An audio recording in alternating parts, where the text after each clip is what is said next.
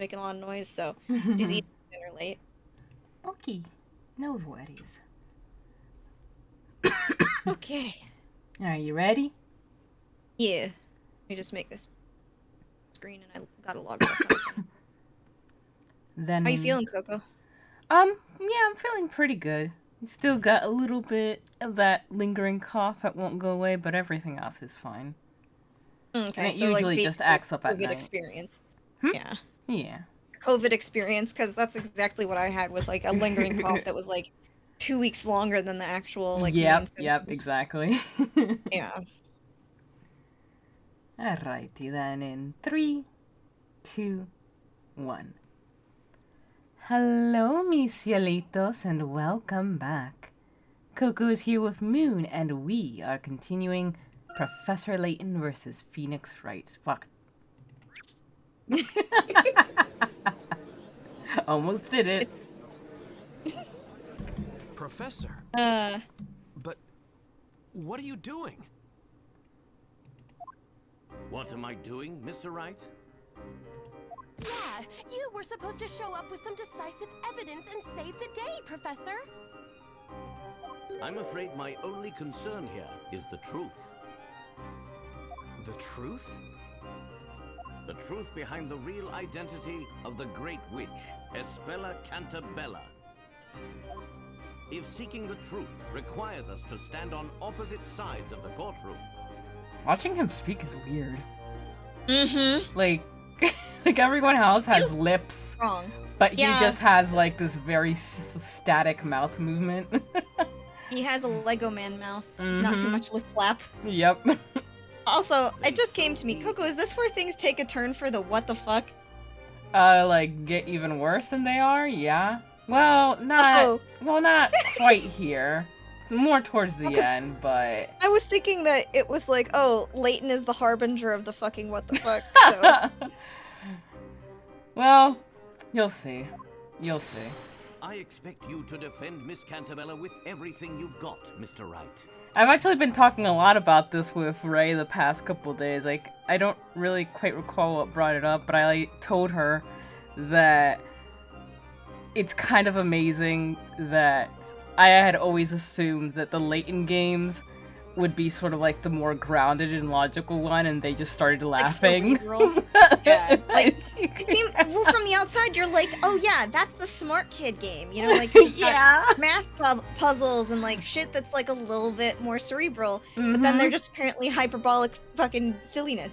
Just like, okay. Yeah, and it's just... Ace Attorney gets super ridiculous, and you know, it really threads the needle. But the thing about Ace Attorney is that from the get-go, from like the very first two cases in the first game, it lets you know it's going to be ridiculous, and it remains contained in its own sort of warped logic. But yeah, like it doesn't get crazier and crazier as the times go on. But yeah, the Professor Layton games, even from the first one's the only one I've played. I'm just like, this, no. Magic would make more sense than this. And that's the worst part of it, isn't it? Mm-hmm. Yes, we are touting logic, but magic would make this better.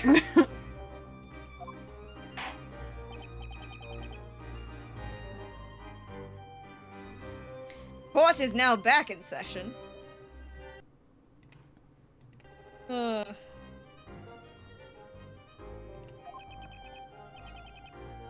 you prepared, High Inquisitor? To be questioned at every turn.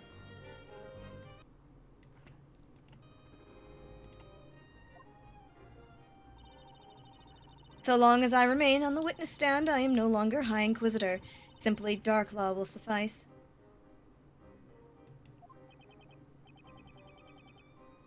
Miss Darklaw, I'd like to just confirm something. Nice. Give me a sip of that. That was like a whole fucking cubicle away that it got on my fucking mic. Like literally, this new wave mic that's actually like supposed to be like a better quality still catches the like randomest shit. Oops. I want to question that you were in fact in the present at the bell tower during the time of the incident. That makes the total of 3 people at the scene. It would appear that was the case.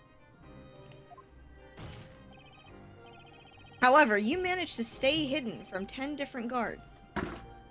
All of them extremely incompetent, in different ways. With the help of this right here. The robe of invisibility. Very magical item. Indeed, indeed. In other words, there is every reason to be suspicious of your actions tonight. Like gasp.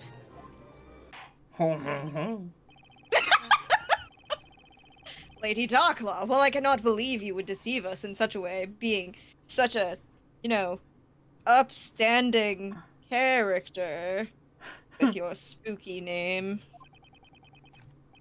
I ask that you tell the court what happened at the time of the incident.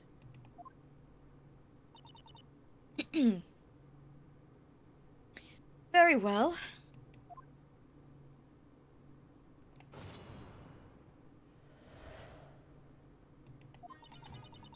The town square was to be the parade's final stop.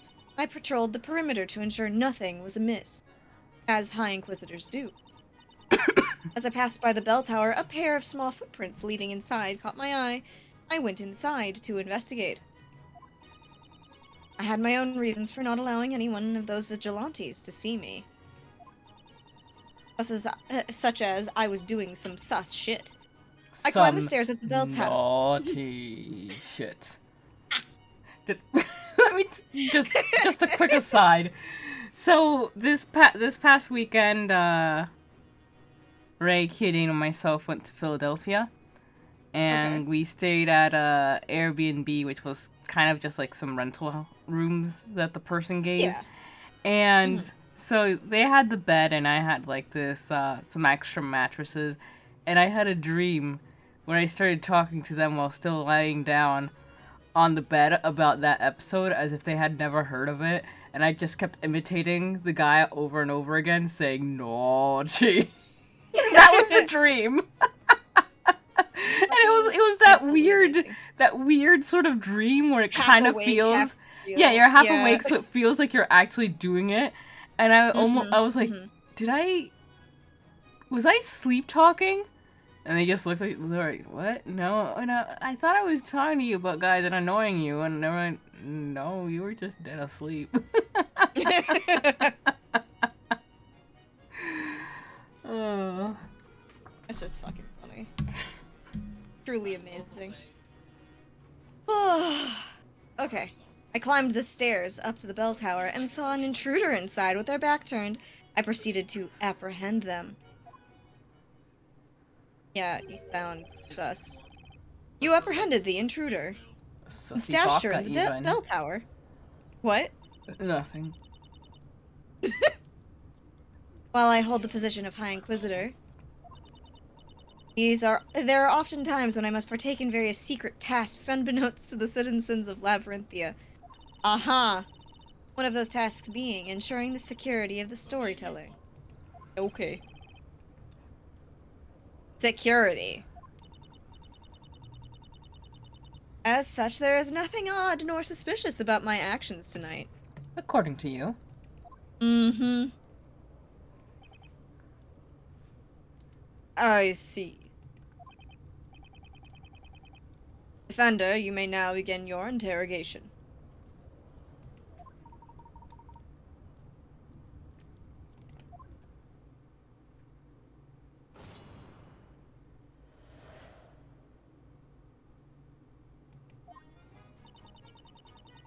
The town square was to be the parade's final stop. I patrolled the perimeter to ensure nothing was amiss. Hold it! Nothing was amiss? You mean there was no immediate threat to the storyteller, right?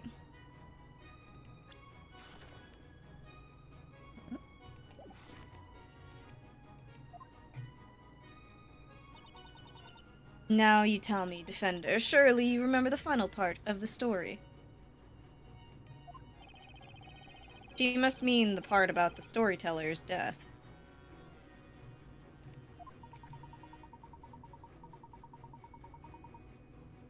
There's little possibility of changing the outcome of what has already been written in this story. That sounds delicious. May I have some? It's pills, but, you know. They sound like candy.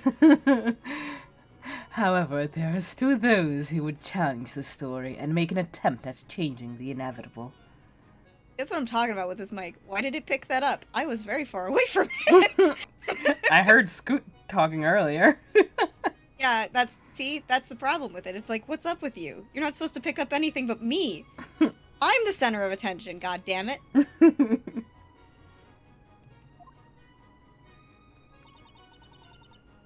That is what I too think.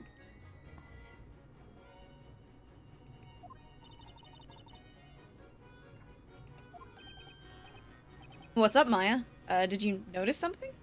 I just realized that Luke doesn't get to be present because he'd say some crazy shit, probably. You could say that. It's just... Look at Kira. She's been looking down in the dumps since the start. That's putting it mildly. Yeah, I mean, she kind of looks brainwashed. Oh, right. Kira. I honestly forgot she was still here. Nice one, Feeny.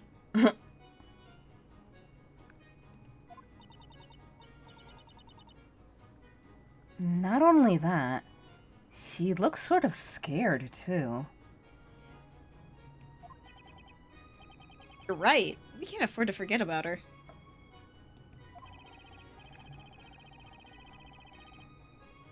I wonder if Kira has anything else she could tell us.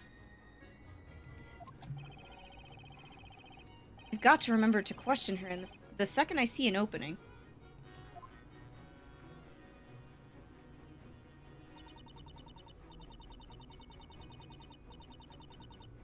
As I passed by the bell tower, a pair of small footprints leading inside caught my eye. I went inside to investigate.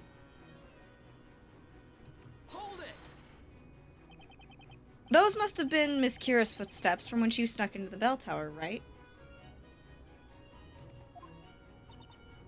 Indeed, the ground outside was quite muddy after the rain, so her footprints were easily visible. Right, according to the vigilante's testimony...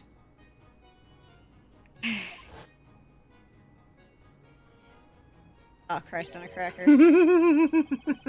They thought the footprints looked like Foxy's, but it turned out they weren't hers.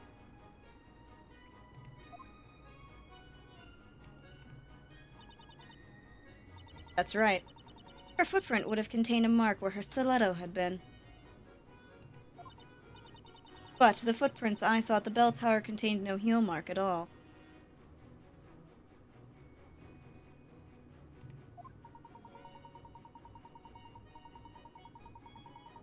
And you stepped inside those footprints on your way up the stairs so as not to leave your own and risk being detected, correct?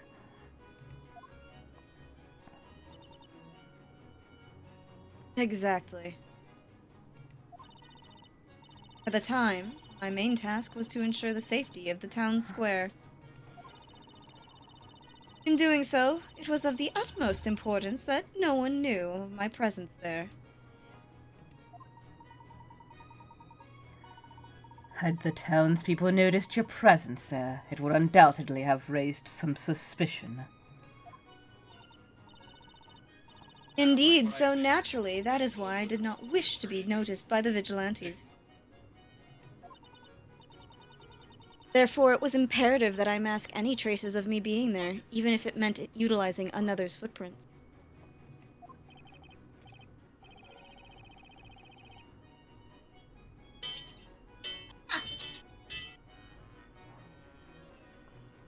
I see. A clever tactic worthy of the High Inquisitor herself.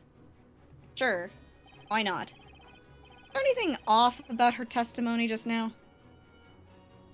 I don't know, Feeny, you're asking the wrong person. Oh.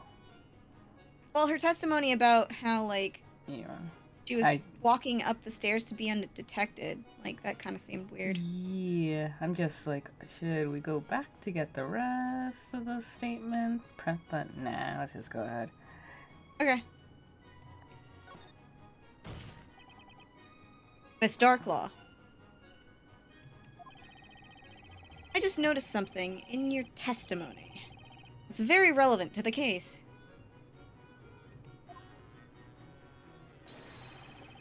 Defense requests you amend your testimony.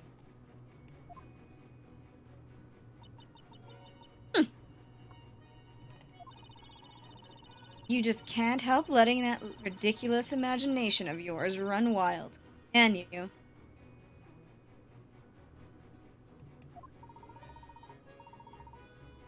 The Inquisition has no objections.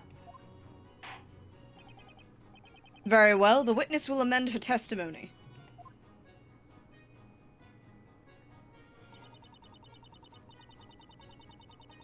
There was no heel on the footprints, so as I ascended the stairs, I was careful to match my footsteps to them as far as possible. Hold it! Miss Darklaw, what was your reason for going up the bell tower alone? It is as I said earlier. I was in the town square to make sure the area was secure. Okay, but surely you had some inkling that Bazella might have been lurking up, around there somewhere, right? Wouldn't it have been a lot better if you'd went to the bell tower with some backup from the vigilantes? Defender, you witnessed the summoning of the fire dragon with your own eyes, did you not? 10 more people at my side against a power such as that would only mean 10 more lives lost. He's got a point, I guess. Conjecture. And besides, even if those 10 had been with me, their combined strength is nary that of even Barnum's annoying mutt. So why employ them? They're not under her employment. They're vigilantes. They're townspeople who formed their own group. I thought they said that they answered to her specifically, though. No, I don't think so. Okay. No objections here. Say, Nick. About Darklaw's testimony, I think I noticed something kind of fishy. Yeah, me too. It'd probably be a good idea to give the court record another check, just in case.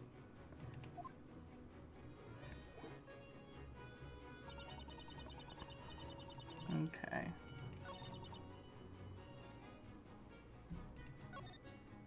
Oh, what? Oh, wow. You tapped forward. Yeah, thought there was more to it Oh, than that. I see. Yeah.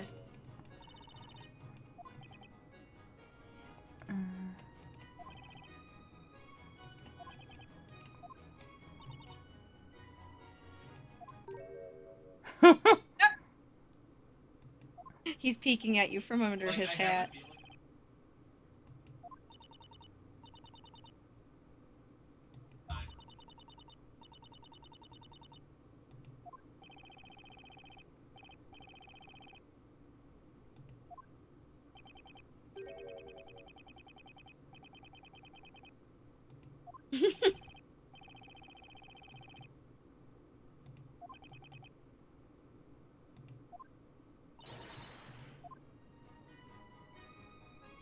Okay.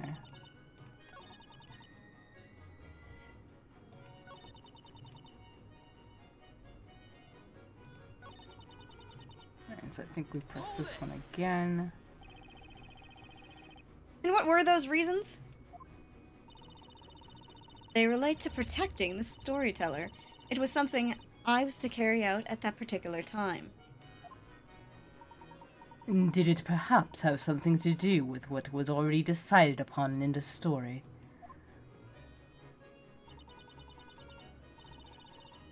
The storyteller's word is absolute. Therefore, any and all those who make an attempt to alter his will must be dealt with immediately. Hang on! Excuse me, Miss Kira.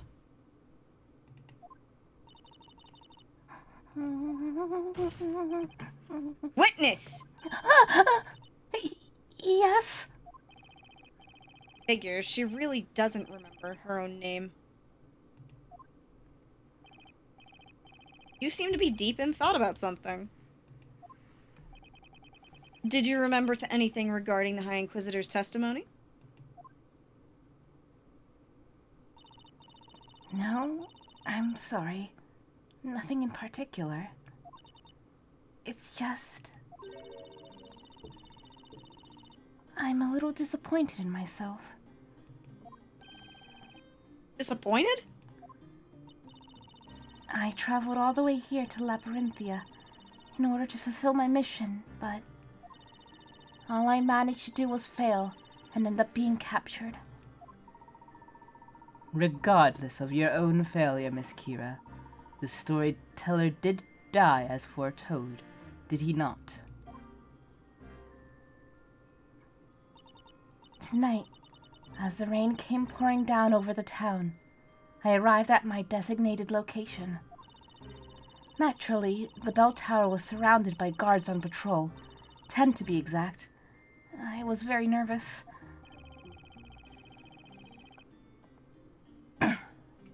She must be talking about the vigilantes. Just relax. You'll be fine so long as you're wearing this robe, I kept telling myself.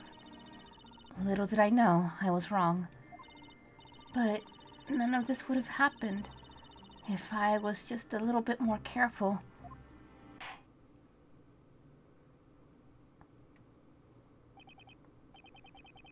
Enough. I would be thinking more about atoning for your past crimes and less about what could have been if I were you.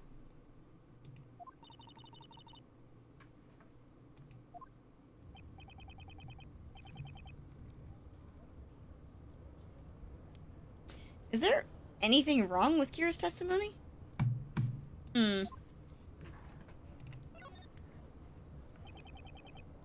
on one second. About your testimony, Miss Kira. You were thinking to yourself that so long as you had your robe on, you'd be fine. Yes, that's right. I was. Basically, you were wearing the robe the whole time you were on the top floor of the bell tower. Is that right? Yes, I had it on the entire time. That is, until I was attacked. Then my robe was ripped off by the wind. Miss Kira, this is the first time we've heard any mention of this information. Is that so? I think I must have just forgotten. Your Honor, perhaps we should update this piece of evidence in the court record. Right you are. Ba-da-da. Lady Darklaw, please continue your testimony. Ma'am, you look angry. I climbed the stairs up the bell tower and saw an intruder inside with their back turned. I proceeded to apprehend them. Gosh, I don't know. Should be that It seems one. like a little sus. Yeah, it should be this one, because if I recall correctly, the cloak makes you invisible to everyone but people from the Eldritch Woods. Yeah. Yeah.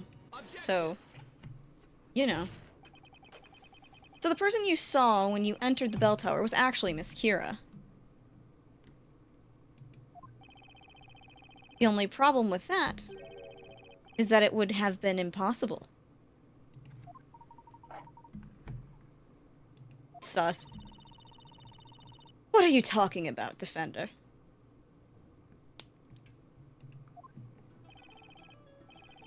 Miss Kira, or I should say the witness, the amnesiac, stated while she was waiting on the upper floor of the tower,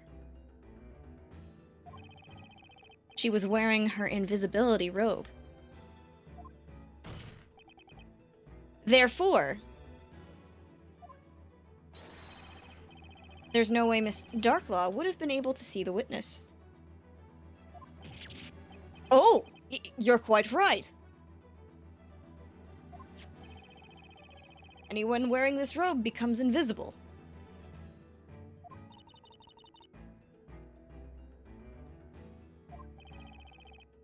Right, but there is just one particular group that can see anyone dressed in this robe.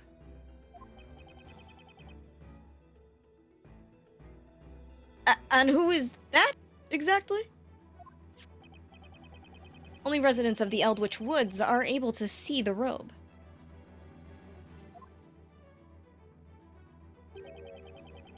If you're from the Eldritch Woods, then you'll have absolutely no problem seeing this thing. Objection.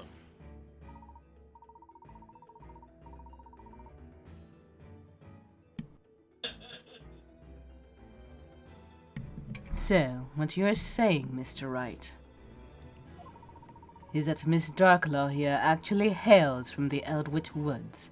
Is that correct? And that she knew this girl prior to tonight. That's right, Professor.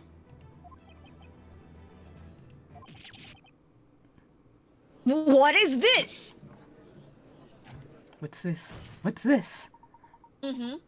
A most impressive display, Mr. Wright. However, oh, he got angry. Is he angry Lego. or is it the brim of his hat? There's one detail that you appear to have overlooked. You're trying to be so Edgeworth right now, but you're just not delivering. He's too nice Something to be I Edgeworth. overlooked. Right? Too polite. He doesn't have enough I will step on you energy. You say Miss Darklaw saw something she should not have been able to see. However, the truth is that there is one other possibility as to what occurred tonight. Did he just say what I think he said? It's rather easy to work out. Quite simply, the witness was not wearing the robe in the first place. What are you talking about, Inquisitor?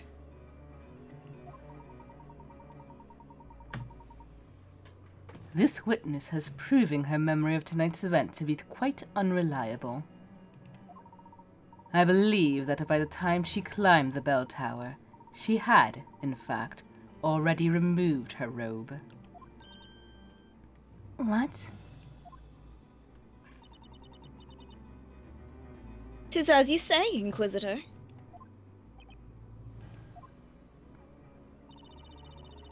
As you can see, Defender, your assertion is mere speculation at best. Your little witness here has been lying to the court this entire time. It's as simple as that. Objection. 1 second! Witness was quite clear in her testimony. Isn't that right, Miss Kira?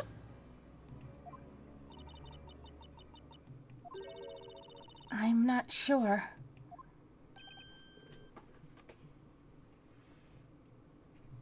What?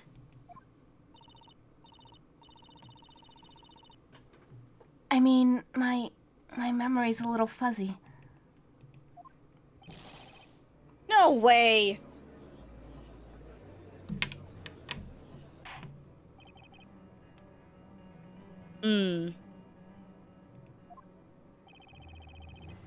It would appear there is nothing more to be gained from this line of questioning. Your Honor, I suggest we return to the cross-examination. A fine idea, Inquisitor. Well then, Lady Darklaw, will you please continue with your testimony? As you wish. No matter how you slice it, Kira looks like she's definitely hiding something.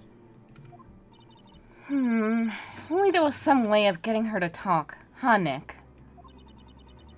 No matter what Kira says, Darklaw just stays cool and brushes it off. Yeah, this isn't gonna be easy, that's for sure. That's why we really need to set our sights on Darklaw. We keep doing that, sooner or later, Kira is bound to speak up and say something. Whoa, Nick. That's your most dastardly devious plan yet. Alright, I know there's still a clue or two in this testimony somewhere. And I'm gonna find it. Minecraft style. I don't know what possessed my brain to say that. I should go back and double check her previous testimony. There has to be some more contradictions. And with that, we will end this episode right here. Thank you so much for joining us, and as always, please take care of yourselves and one another. Bye-bye!